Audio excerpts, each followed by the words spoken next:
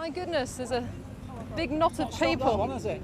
What's going on? What's going on? What's happening? All the police are Yeah. stopping all the bikes for what they call safety checks. Right. And they're not picking each one, they're just picking every bike out and sending it to a vehicle inspectorate point up there. Right. All the cars are allowed to go past. Uh-huh. So it doesn't matter how unsafe all the cars are here, but every bike's being checked. I mean, they've been here all day and everyone's fed up with it. This morning they've been here and I went up there to warn Yeah. bikers coming in and Yeah. they gave me a caution. So we've just asked Paul if we go and see if they'll interview him. See if he'll let them interview him. She's the worst one. But we had plainclothes police officers in that van and they came out and put leathers on and came and mingled with the crowd down here. So Really? they're obviously mingling in with the crowd unbelievable. as well and checking the bikes. They're walking around checking the bikes as they're parked.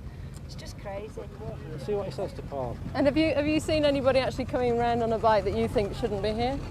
No, not at all. We've been coming here 20 years and we've never seen anything Don't mind like them this. Stopping If they the stop- minority that spoil it for the majority is fair enough.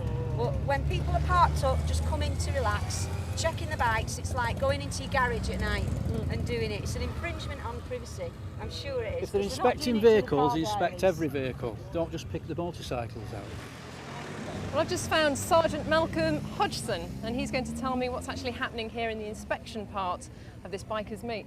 Now, it's a bit daunting finding a policeman coming up to you saying, "Can we have a look at your bike?" What actually happens when you get here if you've been pulled in? Right, well the idea is really to look at the bikes with a view to road safety and construction and use. By that I mean we've pulled about 80 bikes today. Of those, approximately 25 have actually had illegal parts on and that. Now the problem with that is the race can exhausts and that are fitted to some of the bikes are very noisy. In this area we get a lot of complaints from the residents of the local villages and that on the popular biking runs of excessive noise, particularly on Sunday afternoons when there's as many bikers here as there is and it's a popular venue. We've got a gentleman from the Vehicle Inspectorate as well here and also from the Driver Vehicle Licensing Agency who are checking on taxed vehicles. But the priority from the police point of view is road safety.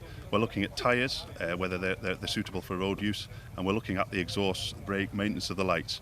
For instance, you can see over there one of the bikes has a blue headlamp. Well, that quite clearly is a danger to anybody else on the roads. Another car driver might not see that bike coming or might not realise what it is. So we're in the business of reducing accidents. In the Kirby Lonsdale area and the routes radiating from Devil's Bridge over the last 12 months, we've had several motorcycle fatalities.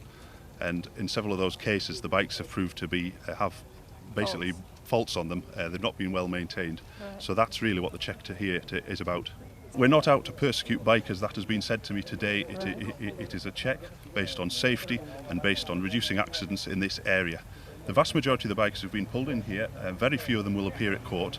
They're given a notice basically to remedy the defect on the bike, put a legal exhaust on it if that's the problem, or sort the headlight out if that's the problem. They've then got 14 days to produce it at an MOT testing station. If the vehicle's all remedied to satisfaction, the MOT tester stamps it and that's the end of the matter. Right. So, therefore, all we have to do is know that our bikes are legal, That's you right. come to any meet, and everybody's happy. That's Come to splendid. Devil's Bridge and enjoy yourself. The vast majority of the people here today are law-abiding citizens. They keep their bikes in good condition and they've had absolutely nothing to fear from the Cumbria Police. Well, it's been absolutely brilliant here at Devil's Bridge. In fact, it's so gorgeous and I loved it so much that I bought the t-shirt.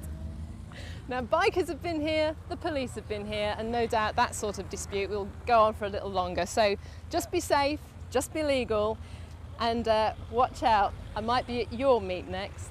Take care.